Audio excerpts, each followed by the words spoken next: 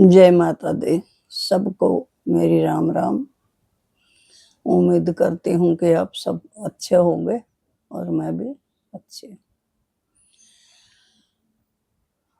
आज मैं दुख और सुख के ऊपर बात करना चाहूंगी। देखो, दुख और सुख जिंदगी का एक पहलू है। अगर जीवन में कभी दुख ना आए ना, तो आदमी कभी आगे बढ़ भी नहीं सकता है, ना कुछ आगे के बारे में सोच सकता है। और सुख में आदमी कभी किसी चीज पे सोचता ही नहीं है, क्योंकि उसका तो चलता रहता है। लेकिन ऐसा नहीं है, किसी को ज्यादा दुख हो जाता है, किसी को थोड़ा होता है, उतना सबको। तो आज मैं दुख पे ही बोलूंगी। देखो, हर एक इंसान को अपनी जिंदगी में कई बार पहले सुख आ जाता है तो बहुत अपने आप को सुखी महसूस करता है। लास्ट में दुख आता है तो ज्यादा दुखी होता है, क्योंकि बोलते हैं पहले दुख आ जाए ना, और तो बाद में आदमी समझ जाता है।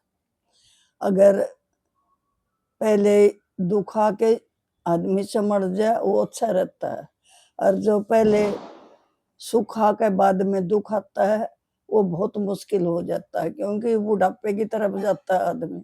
बुढ़ापे में तो आदमी ना सोच सकता इतना और ना कुछ कोशिश कर सकता।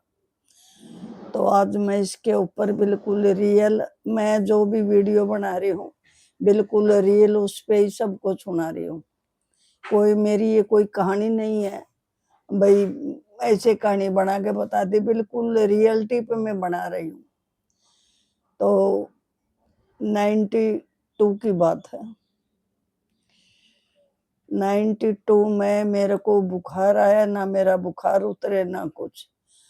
और मेरे हस्बैंड आर्मी में थे, तो हम तो अपना आर्मी हॉस्पिटल में ही दिखाते थे। तो आर्मी हॉस्पिटल में दवाई ववाई खाई तो इतना आराम आया नहीं। तो धीरे धीरे क्या हुआ, मेरे नसे ना ये अपना गट्टे वगैरह में, उंगलियों में इतना दर्द हो गया। टांगों में, ये जो टांगों के गट्टे होते हैं और हाथों के गट्टों में उठ नहीं पाते थे, मतलब गोड्डों में, जिसको गठिया बोलते, वो मेरे को शुरू हो गया। तो मेरा बेटा 12th में उस टाइम पर।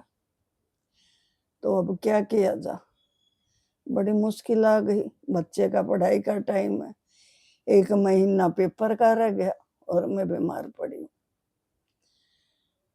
तो मेरे हस्बैंड की पोस्टिंग लेह लद्दाख में, वो आ नहीं सकते, इतनी जल्दी कैसे आ सकते हैं। तो बेटा मुझे हॉस्पिटल में ले जाता था। मेरे को कुछ आराम नहीं आ रहा था। एक दिन मेरे बेटे का दोस्त गौरव राउत आया घर पे, और उसने जो मेरी हालत देखी, वो मेरे बेटे का फ्रेंड था गौरव राउत, और वो आर्मी ऑफिसर का लड़का था, अपना जाट भाई ही था, फरीदाबाद साइड का। तो उसने जो मेरी हालत देखी तो बोला, आंटी जी आपकी तो बहुत बुरी हालत है, आप कैसे उठते हो, कैसे क्या करते हो। लेकिन मैंने हिम्मत नहीं हारी। मैं धीरे धीरे कुछ ना कुछ अपने बच्चों को, और कुछ नहीं तो खिचड़ी बना के खिला देती थी। और मेरी छोटी छोटी लड़कियां थी, वक्त महान होता है। मेरी बेटियां ही एक आटा गूंथती थी, दूसरी रोटी बनाती थी, मैं कैसे तैसे करके सब्जी में तड़का लगा देती थी। चलता रहा जी। तो गौरव राव तो जो आया ना, उसका पापा डॉक्टर था आर्मी हॉस्पिटल में। अब गौरव ने जाके अपने पापा को बताया कि भाई जो मेरा फ्रेंड है नरेंद्र, उसकी मम्मी बहुत बुरी हालत है पापा।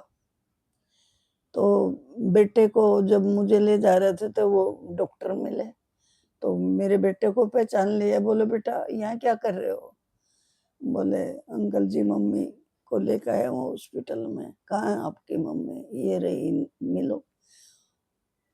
उन्होंने, डॉक्टर राउत ने जो मेरी हालत देखी तो वो भी देख के हैरान रह गए, ये तो बहुत ही मुश्किल है। हस्बैंड, उनको पता था कि बहन के हस्बैंड ले में पोस्टिंग है और बच्चे इधर हैं, तो उन्होंने एक अछूतन डॉक्टर थे, बहुत अच्छे डॉक्टर थे वो, उन्होंने उसको बताया कि ये हमारे रिलेटिव है और इनका इलाज अच्छे से करना। तो जान पहचान का बहुत फर्क होता है। अब भाई अछूतन डॉक्टर ने जो मेरा दोबारा इलाज शुरू करा तो मेरे को आराम शुरू हो गया 2-4 दिन बाद। खाते खाते खाते खाते तो मेरे को बहुत सा आराम आ गया और अपने बच्चों को संभालने लगी। तो मेरा ये बताने का मतलब ये है कि दुख से कभी घबराओ मत। और मैं बहुत पॉजिटिव थी, पॉजिटिव सोच भी बहुत आगे पहुंचाती है इंसान को। मुझे लग नहीं रहा था कि मैं इतनी बीमार थी, फिर भी मैं अपनी वो विल पावर मेरी बहुत स्ट्रोंग है। हमेशा मैं यही सोचती रही कि नहीं, मेरे कुछ नहीं हो सकता, मेरे बच्चे छोटे हैं, ऐसा भगवान कुछ कर नहीं सकते मेरे साथ, परमात्मा मेरे साथ है, मेरा कुछ नहीं, ठीक हो जाऊंगी मैं। तो इसलिए मेरा ये जो मैं आपको अपनी घटना बता रही हूँ, अपनी जो सच्ची बता रही हूँ, ये अपने शरीर का जो दुख का, यही मेरा मोटिव है कि आप कोई भी किसी भी किस्म का दुख हो उससे घबराना भी नहीं, बिल्कुल नहीं घबराना, क्योंकि घबराओगे तो मुश्किल हो जाती है। नेगेटिव सोचोगे तो वो और तो बिल्कुल ही बेकार हो जाएगा। इसलिए आप अच्छा सोचो और परमात्मा में ध्यान लगाना भी बहुत जरूरी है। परमात्मा को हमेशा बोलो कि ये परमपिता परमात्मा, आप मेरे साथ हो तो मेरा कोई कुछ नहीं बिगाड़ सकता, ना बीमारी ना कोई कुछ।